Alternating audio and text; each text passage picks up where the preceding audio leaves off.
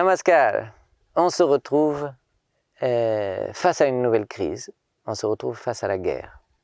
Nous avons quitté le Covid-19, nous voilà face à la guerre et il est très difficile de conserver une attitude positive et optimiste. Et même on se demande si on a le droit d'être optimiste. Et aujourd'hui je veux me pencher sur cette question-là. Récemment, j'ai été très inspiré de visionner l'histoire de cet univers. C'est une série de petits documentaires avec vraiment un peu de l'ensemble des connaissances scientifiques que l'on a jusqu'à présent, depuis le Big Bang jusqu'à notre apparition. Et c'était vraiment passionnant. L'univers est né il y a quelques 14 milliards d'années. Il y a eu le Big Bang, l'univers a commencé à s'étendre. Et puis, après des milliards d'années, en fait, si on redécoupe toute l'évolution de l'univers depuis ce début jusqu'à aujourd'hui, si on le découpe comme si c'était un an, en 12 mois, eh bien, donc on a eu l'apparition de l'univers la première heure, la première seconde du 1er janvier. Et puis l'apparition du Soleil et de la Terre, on est déjà au niveau de août, fin août, mi-septembre. L'apparition de la vie quelque temps après, et l'apparition de la civilisation, des premiers humains, 1 heure avant, à 23 heures du 31 décembre, et quelques secondes avant, juste maintenant, c'est vraiment la civilisation humaine qui a émergé. Donc on voit que c'est une échelle de temps tellement gigantesque. Et on se retrouve tout petit, on observe quelque chose qui est tellement... Oui, des échelles de grandeur qui nous dépassent complètement. Et ce qui m'a intéressé, outre le fait que ça donne un peu de perspective par rapport à notre condition humaine, c'est que depuis l'avènement de la vie sur cette Terre, il y a eu 5 périodes d'extinction de masse, une extinction massive de la plupart des êtres vivants qui peuplaient cette Terre. 5 fois. Il y a eu des aires glaciaires, il y a eu une ère volcanique, il y a eu une astéroïde qui est venue s'écraser sur la Terre, qui a fait disparaître les dinosaures, etc. Combien de millions d'années l'atmosphère est devenue toxique, un coup tellement chaude, après tellement froide. Vraiment, on se demande comment même une espèce a pu survivre pendant des millions d'années. Ce n'est pas quelque chose qui a duré 6 mois, 1 an, des millions d'années, des cataclysmes écologiques. Et pourtant, à chaque fois, ces quelques espèces qui ont survécu, en général des bactéries simplement, ont donné naissance à une nouvelle lignée dans l'évolution de la vie, une nouvelle lignée plus adaptée, plus forte, plus parfaite en quelque sorte. Et on se rend compte que finalement, vraiment le but de toute cette évolution, de tout cet univers, semble être l'évolution. Semble être l'évolution. Le but, ce n'est pas qu'on reste en vie. L'univers est prêt à sacrifier presque toutes les espèces vivantes qui sont advenues, pour pouvoir faire une espèce de sélection, semblerait-il, pour que l'évolution puisse finalement s'accélérer par la suite et arriver à quelque chose de plus en plus parfait. C'est ce qu'il apparaît dans si on observe cette histoire de l'univers. Et ça rejoint beaucoup ce que disent les yogis, que finalement le but de la vie, c'est pas la vie, c'est pas de rester en vie. On va mourir, quoi qu'on fasse, on va mourir. Quoi qu'on fasse, cette terre va mourir, le soleil va mourir, même notre galaxie un jour va mourir. Mais le but, c'est l'évolution. C'est là où on en est et là où on va arriver en termes d'évolution de la conscience. Ces êtres vivants se développent, et la conscience se développe avec. Et aujourd'hui, on est arrivé à une telle conscience qu'on est capable de regarder en arrière et de voir justement et de décrire l'évolution de cet univers depuis ses débuts, ce qui est incroyable finalement. D'arriver à un niveau d'évolution tel qu'il y a une espèce qui est capable de comprendre d'où elle vient. Les yogis vont plus loin que ça. L'histoire de ce monde pour eux commence avant le Big Bang, mais ça sera le sujet d'une autre vidéo. Mais elle est tout à fait d'accord avec tout ce qui se passe depuis le Big Bang et ce que décrit la science aujourd'hui. Donc, en prenant une perspective cosmique, tout est positif. Et il n'y a pas de place pour le pessimisme. Tout ce qui arrive pour l'évolution, pour que l'on grandisse. Maintenant, à une échelle microscopique, comme comme ce qui est à notre échelle individuelle, il est très difficile de faire la part des choses.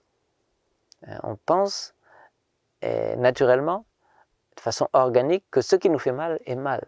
Ce qui met un terme à la vie est mal. Et on n'a pas tort, on doit se battre.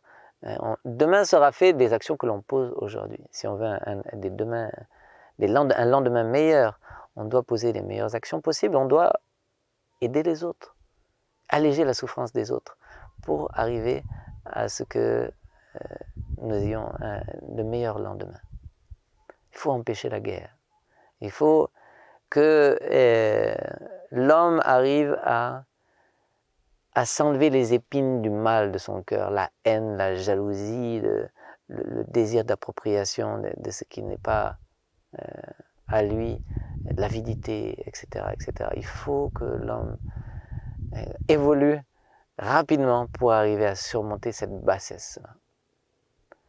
Donc, notre lutte, quoi qu'il en soit, quelle que soit la perspective cosmique, notre devoir en tant qu'être humain, c'est de lutter pour s'enlever les épines de notre propre mal intérieur, de notre obscurité intérieure, et aider les autres à faire de même.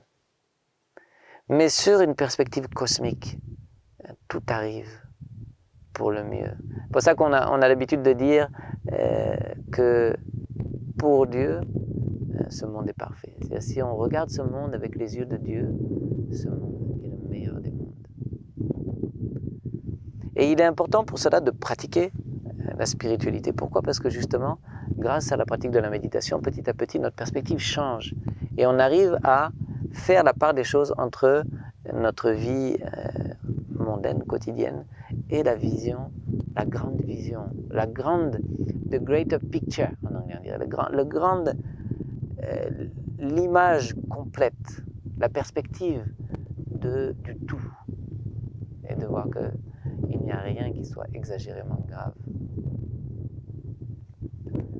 C'est souvent le problème, c'est qu'on associe vraiment ce qui est mal à ce qui fait mal. Un enfant, l'infirmière vient, lui donne une piqûre, une injection, et ça fait mal, l'infirmière est un monstre. Non, elle fait ça pour notre bien. Mais l'enfant n'a pas la capacité de comprendre que c'est pour son bien. Mais de nous autres, c'est la même chose. On est aussi des petits enfants, des petits humains, et on ne comprend pas qu'est-ce qui est bon pour nous. Pour nous, ce qui est plaisant est bon, ce qui est déplaisant est mauvais. Et c'est pour ça que souvent les aspirants spirituels, les ascétiques sont comme des fous, parce que la personne jeune, elle a faim, elle a soif, elle a l'eau, elle a la nourriture à côté, et elle s'empêche de manger. Elle est folle. Non, et pourtant non, parce qu'elle a compris le grand jeu de ce monde, et elle essaye de développer son monde intérieur, et de s'affranchir de ses désirs superficiels. Elle veut faire vivre quelque chose qui est bien au-delà du corps, bien au-delà de la vie et la mort. Quelque chose du domaine de l'immortalité, la conscience. La conscience. Donc vraiment, je vous incite, non seulement je vous incite, mais je souhaite que l'humanité entière se mette à méditer, dès aujourd'hui, pour qu'on n'ait plus à assister à des choses aussi primitives, absurdes que la guerre, et aussi que puisque les difficultés viendront de toute façon, elles sont là pour que l'on grandisse, pour que l'homme puisse apprécier les choses avec une autre perspective, avec la perspective cosmique, et pouvoir être d'une foi absolue en ce que tout ceci terminera bien, d'être d'un optimisme absolu. Se battre, oui, mais en gardant cet optimisme, cette positivité absolue. Voilà, donc vraiment, c'est mon message ce soir. Et je souhaite bien du courage à ceux qui vivent dans la difficulté. Et j'espère que ceux qui sont déjà établis dans la spiritualité seront une lumière dans cette obscurité qui règne aujourd'hui sur cette société. Et j'espère que vous tous, allez, si ce n'est pas déjà fait, allez allumer votre bougie intérieure et être aussi un phare pour tous ceux qui vous entourent, un phare de positivité, d'optimisme et de bienveillance. À bientôt, merci, namaskar.